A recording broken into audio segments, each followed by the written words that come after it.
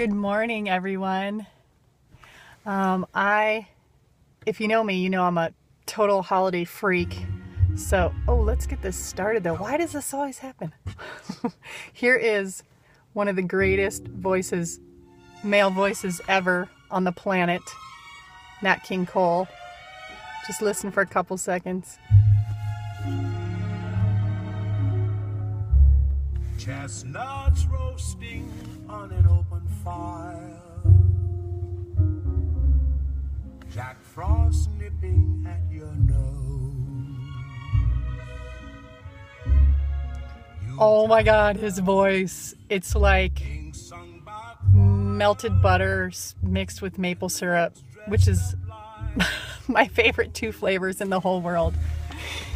I am sitting in a car right now that has Rudolph antlers and a Rudolph nose, if you need to know how committed I am to the holidays. And thank God I have kids, so I have an excuse to drive around as a giant Rudolph. So here's what I was thinking about for today. I've been thinking a lot about physical beauty and what that has meant to me in my life and how it has changed. I grew up in a society where physical beauty was revered, as most of you have grown up. And so as a girl, and I can't speak to a man's perspective, but as a woman and as a girl, that was pretty difficult, being judged a lot solely on how you look. And I specifically was very hard on myself about this from a young child. So I always try to look and see what the silver lining was of this, because I am the ultimate, what's the word I'm looking for? I just lost my mind for a second. Positive person. You guys will be saying the word for me right now. I just won't be able to hear it. So ultimately, I'm an extremely positive person. And so when I think about these things that plague us in childhood, that shape us into who we are, what I've been thinking about lately is this quest for physical beauty that I've had since a child has actually been a very useful thing. Shocker. These things all work out, people. So what has occurred to me lately, and probably the past 5 years I've been kind of thinking about this, is that what the quest of physical beauty has done for me, besides bring me a lot of pain in my early life, was it actually taught me how to live healthy. So in that quest for beauty, what I learned was if I eat a certain thing, I will not feel good, therefore I will also not look good, blah, blah, blah. So it's been a really good thing, because as I've gotten older, my expertise in how to keep myself healthy, and again, this is about me and what works for me. And I'm presenting this to you, and if 2% of you feel like this works for you, then good on you. And if you feel like none of this works, then good on you. I just want to make sure that I am sharing what feels right for me to share. But always, always, always go with your gut, because that is the true beauty, is going with your own gut and your own instinct. You gotta love Christmas carols behind this talk. Anywho, so it's very simple. My quest for physical beauty as a younger person has turned into a very finely tuned body that understands what it needs to be healthy. And I feel very blessed that I went through what I did as a child so that I could be in this body now and know what health is. Because I am no longer obsessed with physical beauty. I am maybe obsessed with health. I'm working on that. But I'm like a scientist now. And I think we all could be scientists with our bodies. What does it mean when I feel this way? Okay, that was a FedEx truck that almost just slid out. We have an icy, icy road today. Oh boy, this is a fun video. Hi. So, what does it mean for you to feel healthy and look healthy? Really, really discovering and going deep what that means for you. And stop ignoring what you know works for you. This is the time. Spirit is saying this is the time. Don't ignore it anymore. Go with what works for you. In return, you will be gifted with what you see as physical beauty.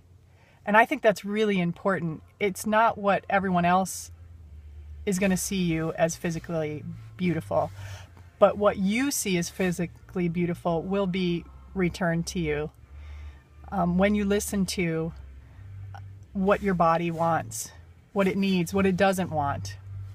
So that's the gist today. I'd love to hear back from you, some feedback on what you think. And I also wanted to add kind of a couple of Marnie's favorite things. Since it's the holidays, there have been many things over my life that I have scientifically figured out worked for Marnie.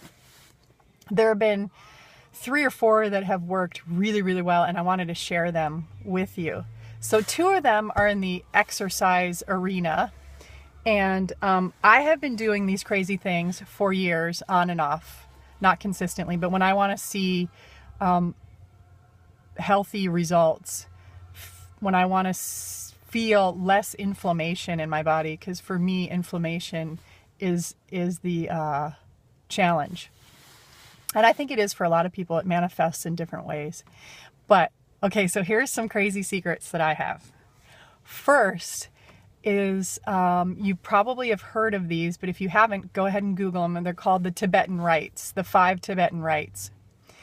So on and off, I've been doing these when I've been feeling kind of crappy and want to get feeling better again. And also over the holidays, if I want to eat a little bit of sugar, organic, but I don't want to feel like a fucking truck has run over me, I make sure that I keep doing the 5 Tibetan rites.